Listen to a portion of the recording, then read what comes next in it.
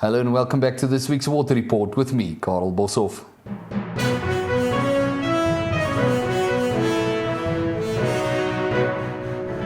Hello, welcome back to this week's Water Report, where we discuss anything and everything regarding Newcastle's water quality, water reticulation system, and also air quality.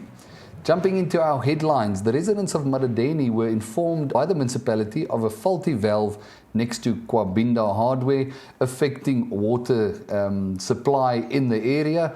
We're not exactly sure what areas, as they didn't mention, but this includes section 6 where this is. And I was actually about 100 meters, 200 meters max away from this fault as I was on site busy at the new mall in Madadeni that's being constructed.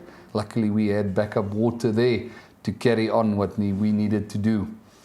Anyway, on the same day, there was also notification by the municipality of water spillage on Allen Street, close to the Hilldrop Reservoir. And funny enough, you don't have to believe me, I drove over this water spillage on my way back from Madadeni, and I was wondering what was going on. I saw the notification only later. No areas were affected by water challenges, and it's good to see that they're having some maintenance done on the water infrastructure.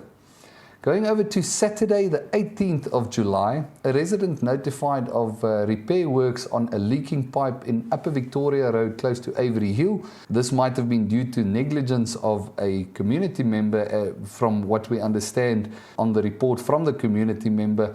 As he drove past, they were digging there, so it looked like somebody might have damaged the pipes, like for example with a pickaxe. I quickly want to stop here. WULA, that's a water use license application. There's one application out for coal mining close to the Balangee area, where, as we understand it, they literally want to reroute part of the Ngagan River to supply water for the industry there.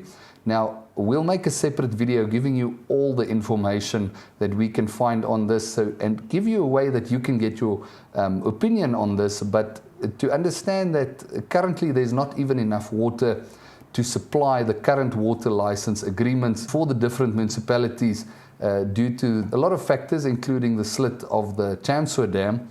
And mind you, the Chamswa Dam is now, it's dropping rapidly. It's currently sitting at 70.6%, down from 72.4%. So we're getting ever closer to that slit. And remember, the less water there is running in the rivers and in the dam, the more concentrated the rubbish is. So to be quite honest, if this happens, we'll probably have more work, because there will be more problems to fix, more backup water systems due to water cuts, more filtration systems to handle the quality of the water.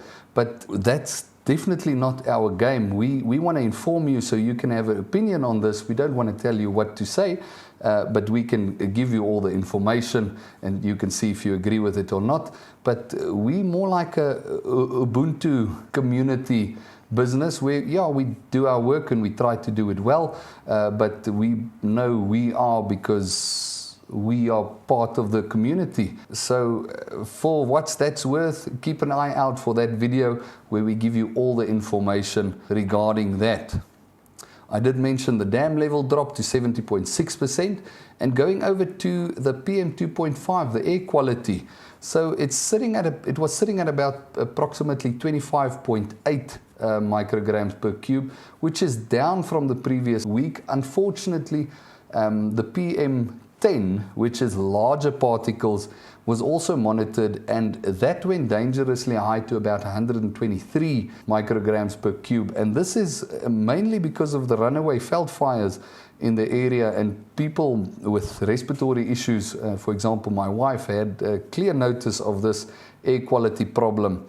And because 123 is quite high, looking at the World Health Organization saying staying at an average of 15 throughout the year is good, with 24-hour peaks going up to 45 is still okay, but 123 is quite high. Also, the PM 2.5, the smaller particles, just before shooting this video, went up to 100 and, let me get that number, 140.5.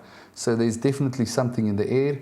And very good to know on this side also, mostly all the data regarding air quality that we've given you was from calculations made from air quality monitors around Newcastle.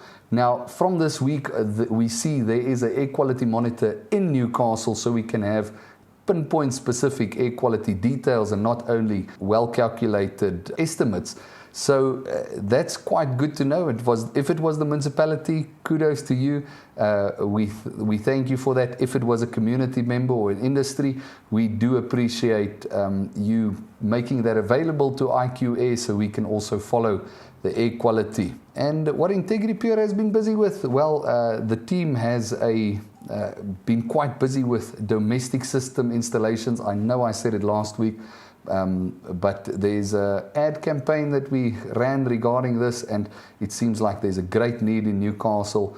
The technicians are running around between services of these domestic drinking water systems, installing drinking water systems. As for myself, I'm busy with the 6,000 to 8,000 litre per hour system for the mall that's coming up, which is keeping me quite busy and trying to juggle all the other work. I also had to, quite tired sitting here, I had to leave early in the morning at 3 a.m. to go to Gauteng and service a drinking water plant there and come back the same day. Got home at about 9 just for the following day to carry on, but it is what it is. We do not complain. It's a problem, but it's a good problem to have if you have too much work. But that's just about it. If this is of value to you, share this. If you know of any air quality issues, any water leaks, anything about the water license application, water use license application, please comment and tell us what your thoughts are and what your inputs are. We'd really appreciate that. But on that video we'll be making, we are planning to speak to an expert on the field legally to understand all the implications, all the ins and outs. We'll see how that realizes. But we'll bring you all the information. But for now, share if you think it's valuable. But we'll see you next week. Thank you, Newcastle.